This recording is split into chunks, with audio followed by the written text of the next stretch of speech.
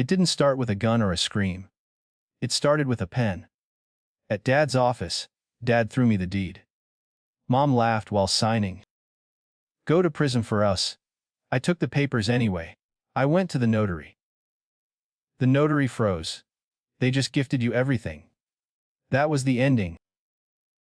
The moment the guillotine blade finally dropped on the wrong neck. But the beginning. That happened 48 hours earlier.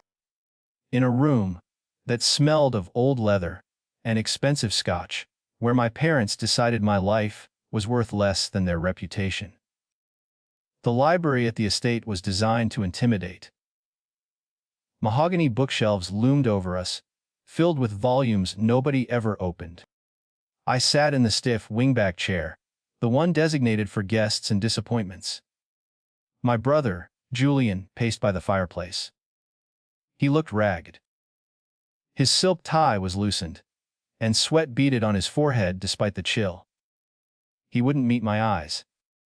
That was the first tell. Julian only avoided eye contact when the bill for his mistakes was due, and he wasn't the one paying. My father didn't pace. Arthur sat behind his desk, treating this crisis like a board meeting. He slid a paper across the polished wood. It wasn't a greeting card. It was a forensic accounting summary. $2 million gone. The FBI is circling. Arthur said, his voice terrifyingly level. If they audit the main accounts, they find the leak. If they find the leak, Julian goes away for 20 years. He spoke about his eldest son's potential incarceration with the same annoyance one might have regarding a parking ticket. Then came the performance. My mother, elegant in cashmere, turned from the window. She wasn't crying for the crime, she was crying for the social fallout. She placed a manicured hand on my shoulder, her grip surprisingly tight. Blake, honey. She started, her tone dripping with toxic sweetness. You know how sensitive Julian is. He wouldn't survive inside. But you are resilient. You've always been the strong one. She framed the destruction of my future as a compliment. They didn't want a savior. They wanted a human shield. Arthur cut through the manipulation with cold economics. We have a plan, he stated, opening a leather folder. You confess to acting alone. We hire the best defense team to plead it down. 2 years in minimum security won't kill you, Blake. It's a camp, really. He leaned forward, eyes hard. When you get out, we set you up. A trust fund. A new start abroad. We'll pay you. It was a transaction. They were buying my freedom to purchase Julian's continued existence as the golden boy. I reached for the folder, my hand trembling slightly. Not from fear, but from a sudden, freezing clarity. Inside was a typed letter addressed to the district attorney. It detailed crimes I hadn't committed, using dates I was out of the country. They hadn't just asked me to take the blame, they had already scripted my demise before I walked in the door. I looked up at them, silence stretching thin. I looked at the drafted confession, realizing they didn't see a son. They saw a disposal unit. Slept. I drove away from the estate with the dossier burning a hole in the passenger seat. My apartment was a 40-minute drive, a shoebox in the city that cost half my paycheck. The heating was off, leaving the air stale and freezing. I didn't sleep. I didn't make coffee. I sat at my second-hand desk and opened my laptop. The screen's blue light washed over the room, illuminating the cracks in the plaster. I wasn't just a scapegoat, I was an auditor. My parents forgot that before they demoted me to spare hair. They used me as free IT support. I still had the admin credentials for the family holding company. My fingers flew across the keys, entering the backdoor password I created 3 years ago. The system hesitated, a spinning wheel of death that made my heart hammer against my ribs. Then, the dashboard loaded. The numbers cascaded down the screen in green and white columns. I wasn't guessing anymore. I was hunting. Julian's embezzlement wasn't even clever. It was sloppy, the work of an arrogant man who never expected to be audited. I traced the wire transfers in seconds. $2 million siphoned into shell companies, registered in the Caymans. The names were almost laughable. King Holdings, J. Prime Ventures. He had drained the liquidity from the manufacturing division to fund what looked like massive gambling debts. He was bleeding the company dry, and now they wanted to use my blood to mop up the spill. I needed to see the silver lining they promised. Arthur had mentioned a trust fund, a nest egg waiting for me after prison. I navigated to the long-term asset folders, searching for my name. The file existed. My pulse quickened as I clicked it open, hoping for a reason to trust them, a reason to believe they weren't monsters. It loaded. The balance column stared back at me. 0. There was no payout. There was no nest egg. It was a ghost account. It got worse. I pulled the transaction history for the empty trust.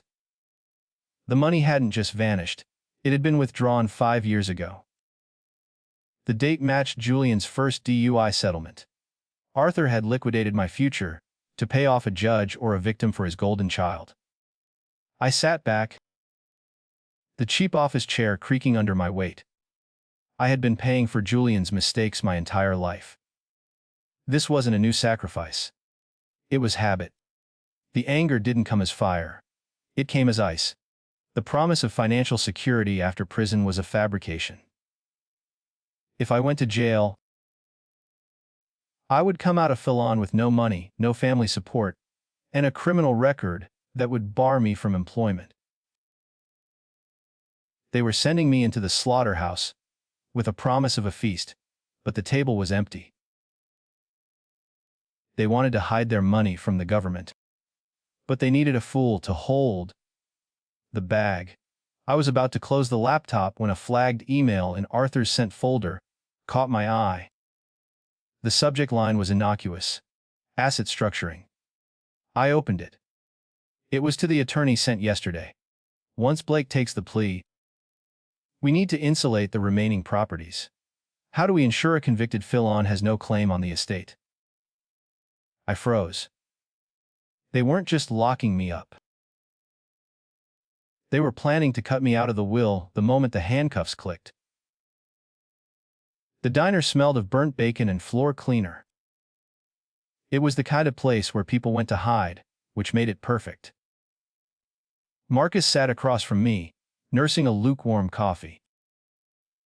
He was a junior paralegal I knew from college, brilliant but perpetually broke. I slid the printouts of Arthur's email across the chipped laminate table. Marcus read them, his eyebrows climbing higher with every line. "This is insane," he muttered.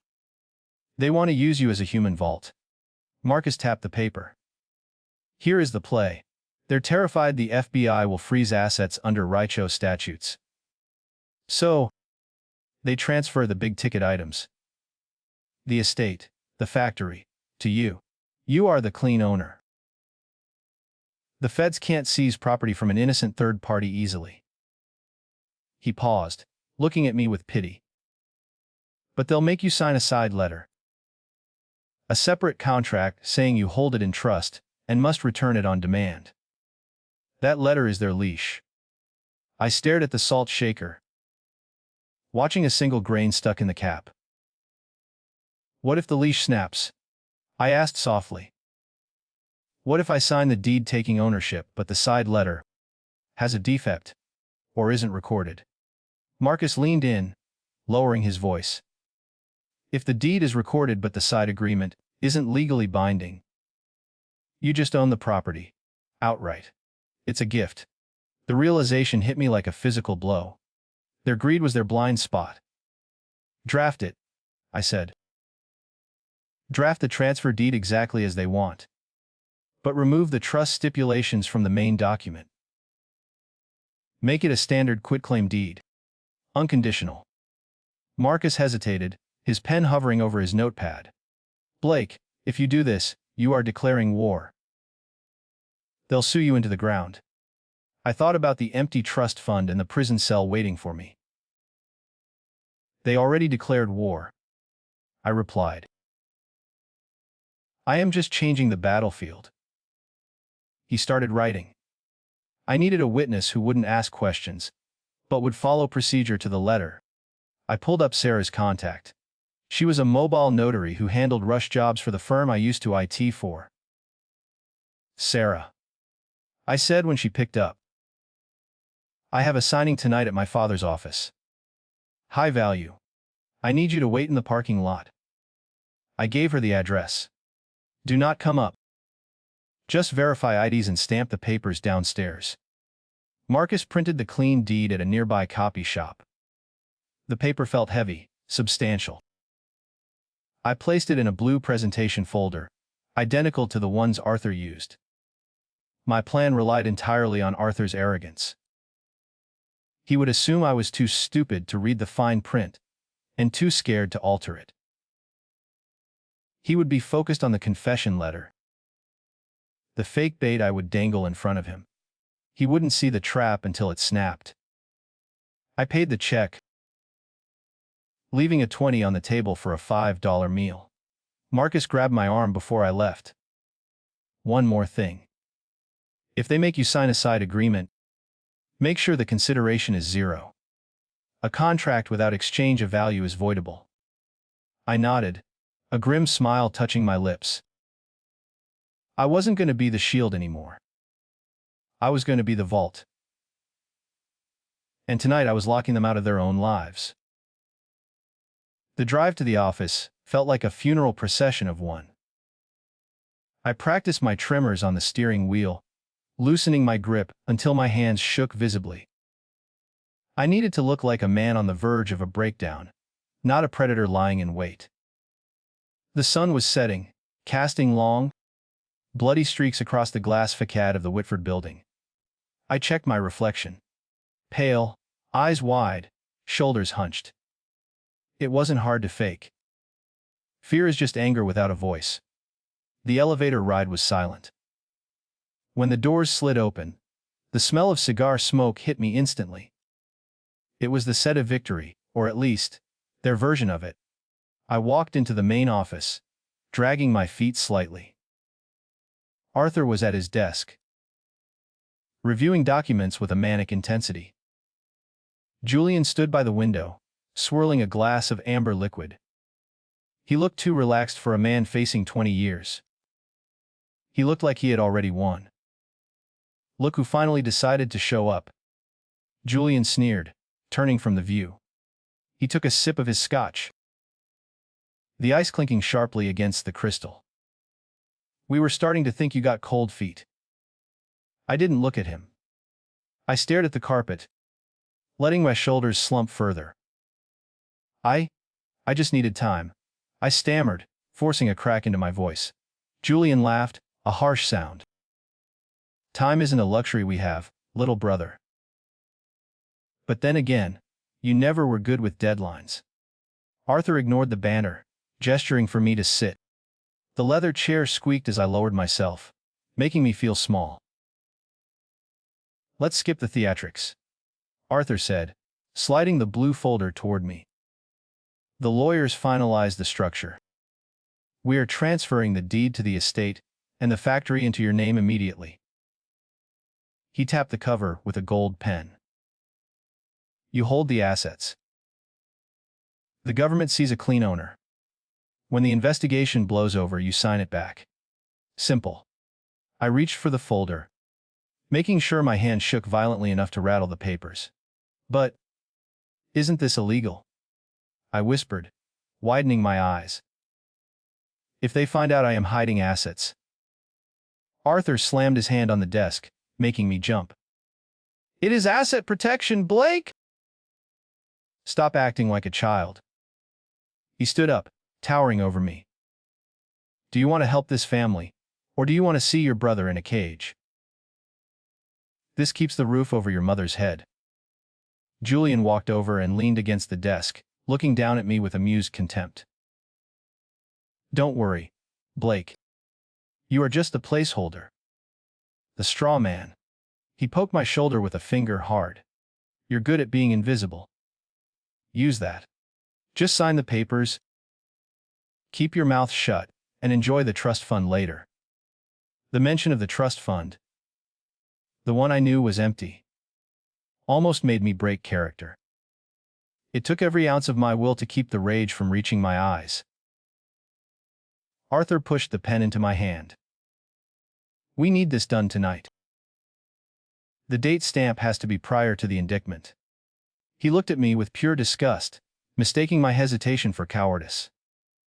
Stop shaking, for God's sake. It's just a signature.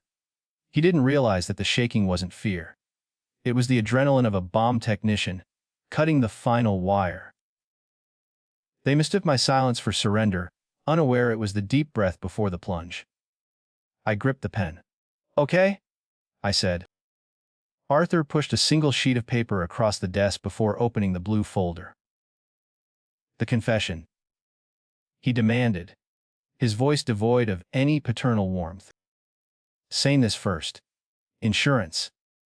It was the suicide note for my life, the admission of guilt for Julian's crimes. I picked up the pen, my heart hammering against my ribs like a trapped bird. I scribbled a signature that looked nothing like my own, an illegible scrawl of nerves. Arthur didn't even check it. He just snatched the paper and locked it in his drawer. He thought he had the leash. Now, the transfer, Arthur said, opening the blue folder. He laid out the quitclaim deed. This was the document Marcus and I had swapped. It looked identical to theirs. Same font. Same header. But the clause stripping me of rights was gone. Dad threw me the deed across the desk. It slid over the mahogany, hitting my chest. I caught it, feeling the weight of $10 million in cardstock. Sign here as the grantee, he barked. And don't mess it up. My mother walked over to the desk, swirling her wine glass. She needed to sign as the co-grantor. She leaned over, her perfume suffocatingly floral, masking the scent of rot in this family. She took the pen from my hand. Mom laughed while signing. Go to prison for us! It's the least you can do after all we've spent on you. Her laughter was light, airy, and utterly devoid of humanity. She didn't see a son. She saw a transaction closing. I need to take these, I said, my voice barely a whisper. The notary, she's downstairs. The stamp has to be witnessed in person for the county clerk to accept it. Tomorrow. Julian scoffed, refilling his drink with a heavy hand. Why didn't you bring her up here? I shrank back, playing the part of the coward. She refused. Said the building's security intimidates her. I have to go down. It was a flimsy lie, held together only by their absolute belief in my incompetence. Arthur looked at me, his eyes narrowing. For a second the air left the room. Then he rolled his eyes. Fine. Go. But if you aren't back in 10 minutes with those papers stamped, I am calling the district attorney myself and handing over that confession. He waved his hand dismissively, like shooing a fly. Run along, Blake. Fix our mess. He didn't see the predator, he saw the prey. He didn't know the confession in his drawer was worthless paper. I took the papers anyway. I gathered them into the folder, my fingers brushing against the cool leather. I stood up, my legs feeling like lead, not from fear, but from the sheer weight of the moment. Julian raised his glass in a mock toast, his smile sharp. Don't drop the soap, little brother. I didn't respond. I turned my back on them, clutching the deed to my chest. It was the only shield I had left. The walk to the door felt endless. I stepped into the hallway and pulled the heavy oak door shut. The latch clicked, a sharp, metallic sound that echoed like a gunshot in the corridor. The noise cut off their laughter instantly. I stood there for a beat, listening to the silence, the folder burning against my skin. They were celebrating their victory in there. They didn't realize they had just signed their own eviction notice. The door clicked shut behind me, the sound of a guillotine blade dropping. The elevator descent felt like a decompression chamber. I watched the floor numbers count down. 2010. Lobby. With every ding, the suffocating pressure of my father's office lifted, replaced by a cold, sharp clarity. The security guard at the front desk nodded at me, oblivious that I was carrying the crown jewels of the Witford Empire in a 10-cent folder. I pushed through the revolving doors into the cool night air. The city noise washed over me, a chaotic symphony that sounded like freedom. I didn't look up at the penthouse window. I just walked. Sarah's white van was parked in the darkest corner of the lot, engine idling. It looked like a surveillance unit, which fit the mood perfectly. I slid into the passenger seat, the smell of stale coffee and printer toner greeting me. Sarah didn't waste time on pleasantries. She just held out her hand for the documents. "You look like you just robbed a bank, Blake," she noted, flipping on the overhead dumb light. "Worse," I said, handing her the blue folder. "I just robbed my parents." But they held the door open. She scanned the pages, her stamp hovering in mid-air. She was looking for the catch, the trust clause, the reversionary interest. She flipped back to the first page, then the last, her eyes widening behind her glasses. I went to the notary. The notary froze. "They just gifted you everything. The estate, the commercial holdings, the primary residence. No take-back clause. This is an unconditional gift." She looked at me, stunned. "Blake, if I stamp this, you own it all. Tonight. There is no legal mechanism here for them to get it back." "Stamp it," I commanded, my voice steady. "And then record it electronically. Immediately." Sarah hesitated for a fraction of a second, the gravity of the act weighing the air between us. Then, she brought the stamp down. Thump. The sound was heavy, final, like a gavel striking a block. She turned to her laptop, fingers flying across the keyboard to access the county clerk's portal. I watched the progress bar load. 20%. 50. The digital pipeline was swallowing the Witford legacy and spitting it out into my name. The screen flashed green REOR DMG UCSSUL. A transaction number generated, long and complicated, the new DNA of my life. "It's done," Sarah breathed, handing me the stamped originals. "You are the owner of record as of 7:42 p.m. My phone buzzed in my pocket. "Dad," flashed on the screen. He was expecting me back upstairs to hand over the stamped papers and receive my pat on the head. I silenced the call. The vibration stopped, but the phantom sensation remained against my leg. I wasn't going back up. I paid Sarah double her rate in cash and stepped out of the van. The wind had picked up, biting through my thin suit jacket. I walked to my beat-up sedan, the one my mother called an eyesore.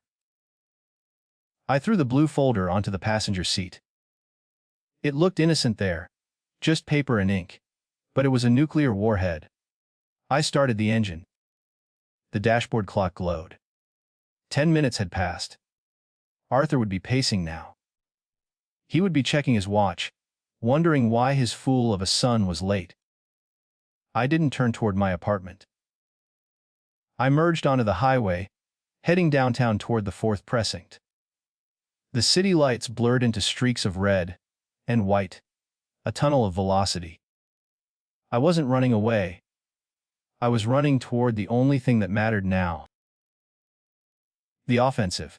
My parents thought the law was a tool they could buy. They were about to learn it was a hammer, and I was holding the handle. I pulled into the visitor lot, the stark blue lights of the police station, washing out the colors of the night. The desk sergeant looked bored until I placed the second folder on the counter. This wasn't the deed. This was the confession. File Arthur thought he had locked in his drawer. Except, I had swapped the papers right under his nose. I'd like to report a case of corporate embezzlement and wire fraud, I said loud enough for the detective nearby to hear. The suspect is Julian Witford. And I have the bank records, the IP logs, and the shell company registrations right here. The detective stopped drinking his coffee. I sat in the interrogation room, not as a suspect, but as a witness. I laid it all out. The $2 million. The identity theft of my credit. The coerced confession they tried to force me to sign. I explained that the paper currently in Arthur's desk wasn't my signature on a confession.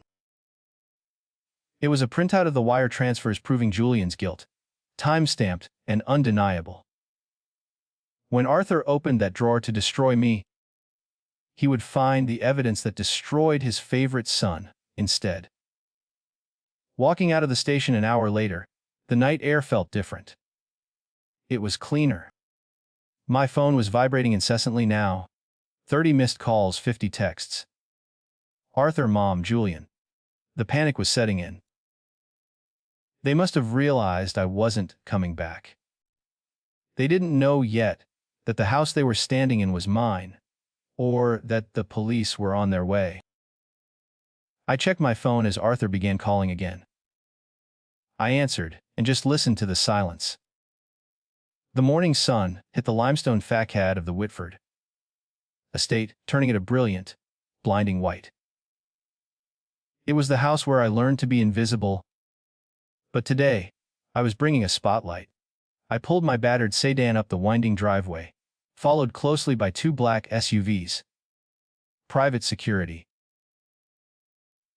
I wasn't taking chances with Arthur's temper, which was known to break bones when his authority was challenged. I checked the paperwork in the passenger seat one last time. The deed. The eviction notice. The power. I didn't knock. I used my key. The one they never thought to take back, because they deemed me harmless. The breakfast nook smelled of roasted coffee and denial. My mother was buttering toast, while Arthur read the paper, though his hands were shaking noticeably. Julian was absent. Likely passed out upstairs, or already fleeing the jurisdiction. They looked up as I entered, flanked by 3 large men in dark uniforms. Arthur stood abruptly, his chair screeching against the tile. "Where the hell have you been?" he roared. "I've been cleaning up your mess," I said calmly. Placing the blue folder on the granite island, Arthur's face went purple, a vein pulsing dangerously in his forehead. "The confession! Did you file it?" "The DA is expecting it by noon." He moved to grab me, but the lead security guard stepped forward, a silent wall of muscle. Arthur froze, confused by the shift in physics. "There is no confession, Dad. The paper in your desk is a printout of Julian's wire transfers. I gave the originals to the FBI." The color drained from my mother's face, leaving her looking like a cracked porcelain doll. She dropped her butter knife, the clatter echoing like a gunshot. "You traitor," she whispered, the venom clear. "We gave you life. We gave you a purpose. And you sell your brother to the police." She walked toward me, raising a hand to slap me, a reflex honed over decades of abuse. I caught her wrist mid-air. It was thin and frail. I realized with a shock that I had been afraid of a ghost. Arthur found his voice, sputtering with indignation. "Get out. I want you and your hired goons out of my house immediately. I am calling the police." I laughed, a dry, sharp sound that silenced the room. "Please do," I said. "I'd love for them to explain trespassing laws to you."